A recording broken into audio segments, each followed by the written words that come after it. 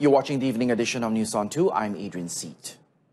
Now, 2 women who were found guilty for attempting to have lesbian sex were caned 6 times in public at the Terengganu Sharia Court today, as around 100 people watched the punishment. The couple, aged 22 and 32 years, received their lashings in front of the court's Chief Judge Wan Muhammad Zakri Wan Muhammad, Senior Judge Rosdi Harun, and Judge Kamal Ruazmi Ismail at Hall 2 at 10:30 a.m. It was the first of such a case in Terengganu. The 2 women were punished by 6 strokes of the cane under sections 30 and 59, subsection 1 of the Sharia Criminal Offences Enactment or Takzir Terengganu 2001 after they pleaded guilty to lesbian sexual relations. On August 28th, Terengganu Sharia Court Registrar Nurul Huda Abdul Rahman announced that the sentencing initially set to take place that day had been postponed to today due to technical reasons. In addition to being caned, the women aged 22 and 32 were also required to pay a fine of 3,300 ringgit. The Pulau Pinang High Court today freed Finance Minister Lim Guan Eng and businesswoman Pang Lee Kun on corruption charges over the purchase of a bungalow below market value. Judge Dato' Hadaria Said Ismail discharged and fully acquitted the 2 following an application by lawyer Ram Kapal Singh, who represented Lim, and Dato' V. Sitabaram and Hisham Te Potek, who acted for Pang. Dato' Hadaria said she did not agree with the prosecution's earlier request for the charges to be withdrawn and both accused to be discharged, not amounting to an acquittal. At the outset, Deputy Public Prosecutor Dato' Mazri Muhammad Daud informed the court that the prosecution did not want to pursue the charges against the 2 accused under Section 254, subsection 3 of the Criminal Procedure Code.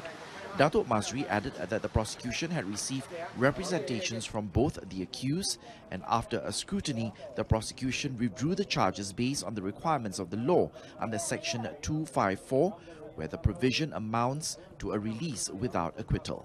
Discharge not amounting to an acquittal means that the prosecution can still pursue the same charges against the accused.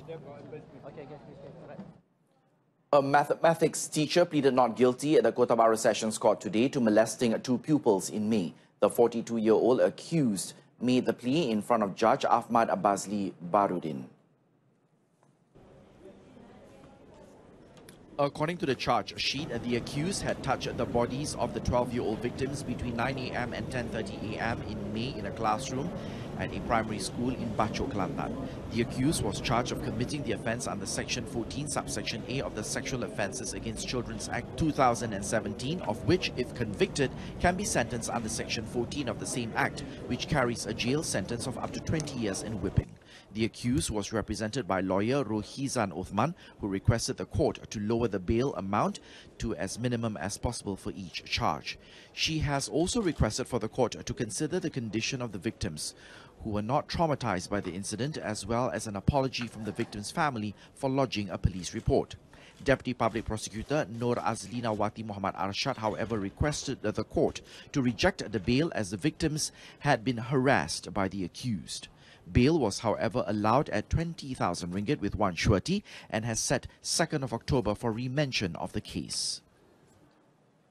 Police arrested 4 family members in their house at Sungai Abung in Muar Johor at 12:30 p.m. on Thursday to facilitate investigations into the seizure of drugs worth 1.36 million ringgit. All those arrested included a husband and wife aged 44 and 42 and their 2 sons aged 16 and 17. Muar Police Chief ACP Zaharuddin Rasib said the arrest was made based on information received from a police team from the Muar Narcotics Criminal Investigation Department. 3,350 grams of ecstasy powder worth 558,000 ringgit was seized from the suspect's house, while 803,000 ringgit of ecstasy pills were found in a car at their house. Police also seized 2 cars.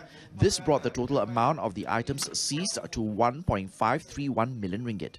You record suspek tu suami isteri ada 2 kesalahan lalu melibatkan bawah Seksyen 39A1 dan juga 39B. Dua-duanya kes batu pahat. Okey, kes terdahulu ni pada 2013. Dan untuk ujian urin hanya suami aja yang positif, betul? Suami aja positif, isteri tidak. Juga anak juga tidak positif datang. Speaking today, Zaharuddin said the couple was found to have prior drug-related records in Batu Pahat in 2013. All those arrested were remanded until Wednesday. The case is being investigated under Section 39B of the Dangerous Drugs Act 1952.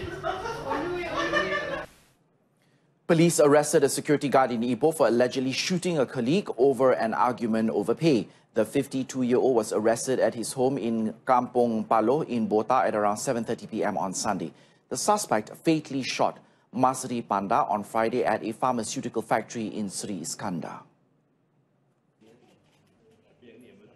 Perak Criminal Investigation Department Chief SAC Yahya Abdul Rahman said the suspect and the victim had been on bad terms for months prior to the incident. Pembayaran gaji, tak puas hati pasal gaji. Suspek ni dapat gaji lebih.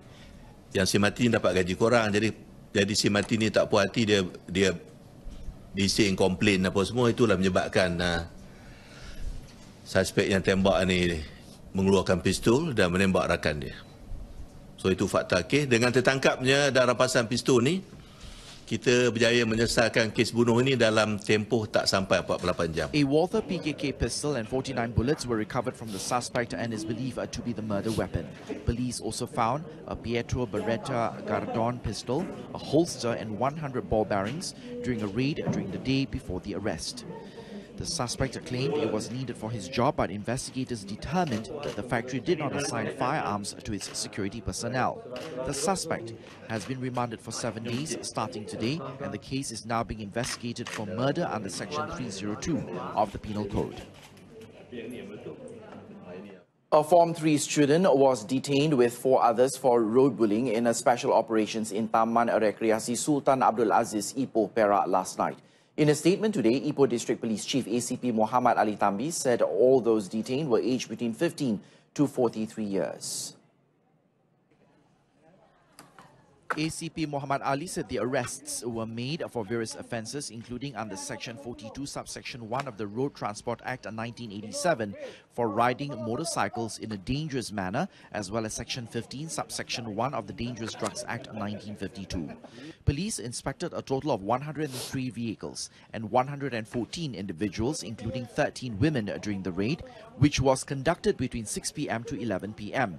67 summonses were issued for various offences, including riding without valid licenses, modifying motorcycle exhaust pipes, and failing to produce driving licenses.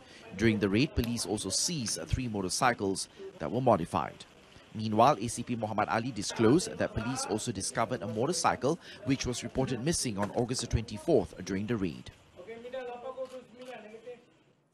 The Sultan of Selangor, Sultan Sharafuddin Idris Shah, has consented to recommendations made by the Selangor Islamic Religious Council and the Selangor Islamic Religious Department to streamline the minimum age requirement for marriage for both female and male Muslims in the state to 18 years. Sultan Sharafuddin said he viewed seriously cases involving Muslim child marriages, especially for girls, as it posed harm to the couple's future and could have a negative impact on the community.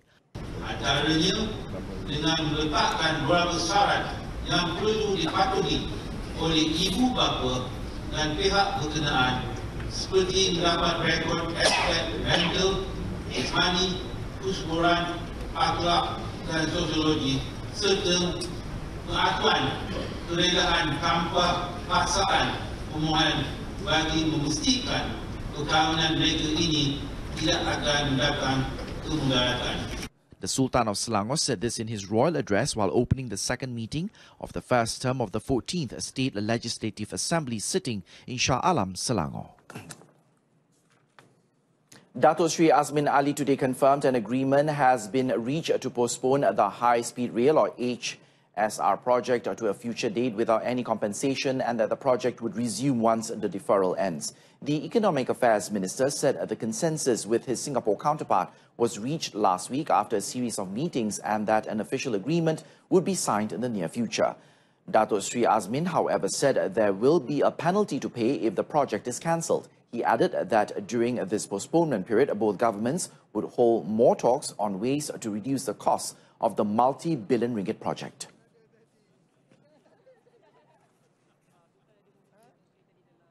projek SSR ini memberikan kebaikan kepada kedua-dua negara supaya ada satu jaringan yang lebih kuat dan dapat menjana pertumbuhan ekonomi untuk satu tempoh yang panjang.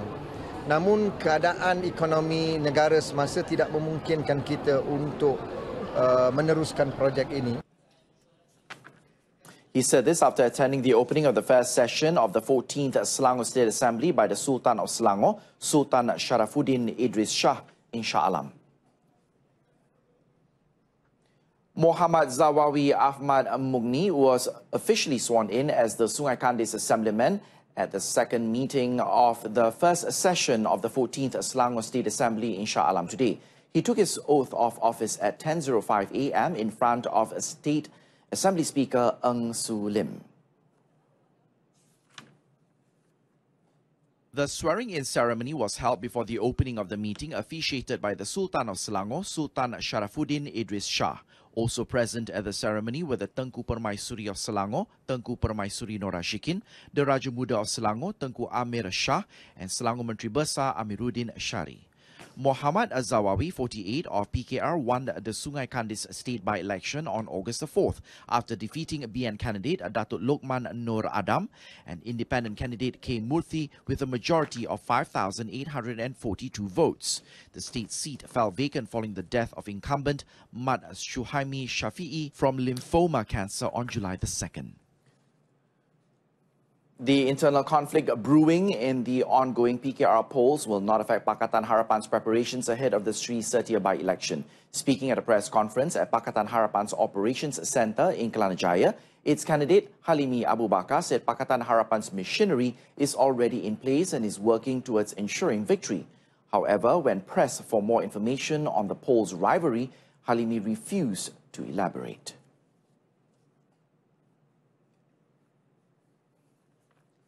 Saya tidak bertanding di mana-mana peringkat, cabang atau pusat. Jadi saya rasa tak perlulah saya jawab dan komen. Dan jentera masih aktif. Jentera kita ada dan buat kerja di lapangan untuk pastikan kemenangan. Halimi was asked to comment on speculation over PKR's internal rivalry involving the factions of Datuk Sri Muhammad Azmin Ali and Rafizi Ramli. The Road Transport Department, or JPJ, has issued 1,268 summonses to vehicles exceeding speed limits and those cutting the red light. According to Transport Minister Anthony Lok Siu Fook, the move allows and follows the taking over of the Automated Awareness Safety System, or AWAS, by JPJ since September the 1st this year. Pada masa yang sama, terdapat 2 lagi lokasi sedang dalam proses mendapatkan kelulusan pemasangan daripada pihak berkuasa tempatan, iaitu 1 lokasi bagi kesalahan memandu melebihi had laju dan 1 lokasi bagi kesalahan tidak mematuhi lampu isyarat merah. Secara keseluruhannya, sehingga berakhir tahun ini, 2018, JPJ akan menguasa kesalahan awas di 47 lokasi. Lok disclosed that the demerit system was also enforced since September the 1st. He added that drivers who collected 20 demerit points or more will have their licenses suspended or cancelled by the director of JPJ. Aside from collecting demerit points, drivers will also be slapped with compounds according to the traffic offences they commit and will be charged in court for failure to settle the compound amount. If they fail to appear in court, they will be blacklisted under Section 29, Subsection 1A and 119, Subsection B of the Road Transport Act 1987. Local authorities of all states nationwide are urged to cooperate with Dewan Bahasa dan Pustaka to ensure the correct usage of the Malay language on signboards. Education Minister Dr. Mazli Malik said the cooperation is vital to uphold the use of the language. Kita tahu banyak PBT telah memberikan kerjasama, kecuali ada beberapa negeri yang masih belum memberikan kerjasama lagi, dan saya dalam usaha untuk memujuk agar negeri-negeri tersebut memberikan kerjasama agar bahasa Melayu dapat dimertabatkan dan agar kualiti bahasa Melayu akan terus dijaga dan dipertekadkan. Terima kasih. Speaking in Parliament today, Dr. Mazli said the authorities should check the language before approving and issuing a license for signboards or road names, which will be monitored from time to time. As of November of 2017, only 15 out of 149 local authorities nationwide adhere to the language guidelines set to avoid misuse on road signs, billboards and road names.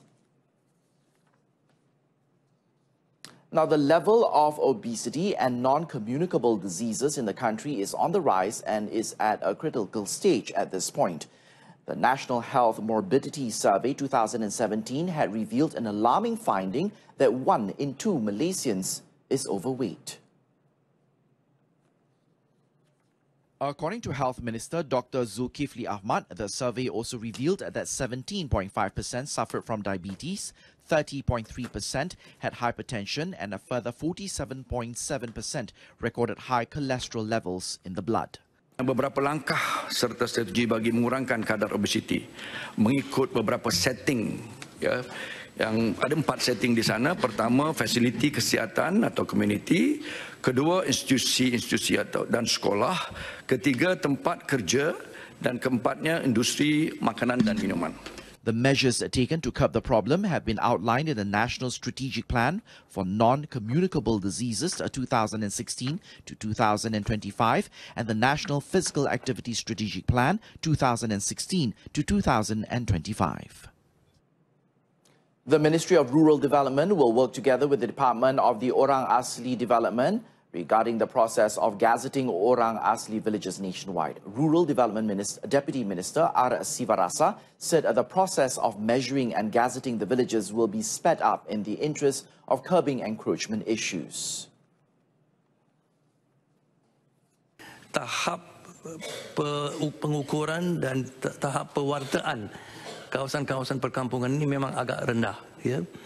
Dan isu ini sudah menarik perhatian Suhakam seperti mana yang disebut oleh Yang Berhormat Senator tadi. Suhakam telah mengambil inisiatif beberapa tahun lepas, ya, dan untuk bermulakan perbincangan atau dialog di antara Kerajaan Negeri Selangor dan Jakwa untuk mempercepatkan, ya, proses pewartaan di Negeri Selangor. Sivarasa said the ministry has already conducted several studies and amendments of existing laws so that the relevant land can be gazetted in a timely manner. Speaking in Parliament, he also said that there are states that have begun boundary delimitation. However, several state governments still do not accept the status of customary land in question for gazetting. On to sports. Several sports which failed to meet their medal targets at the 2018 Asian Games will be removed from the podium program managed by the National Sports Institute or ISN. Now, without mentioning the names of the sports concerned, podium program head Dr. P. Velapandian stressed that ISN would not compromise with associations which failed to meet their targets, despite the provision of sports science assistance to athletes under their respective associations. Very strictly according to the achievement, currently banyak sukan-sukan yang saya tak sebut nama akan dikeluarkan daripada program podium yang tidak menepati sasaran yang telah kita letakkan di Sukan Asia.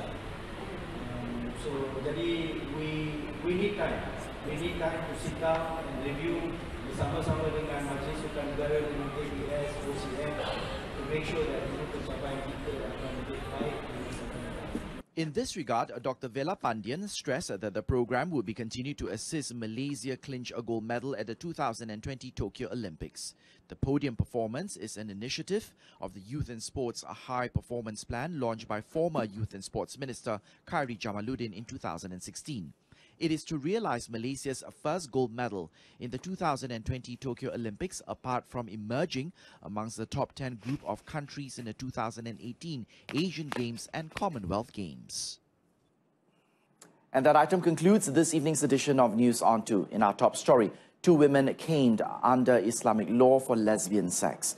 Now join us again at 12:30 tomorrow afternoon for more updates. On that note, I'm Adrian Seep. Thanks for watching.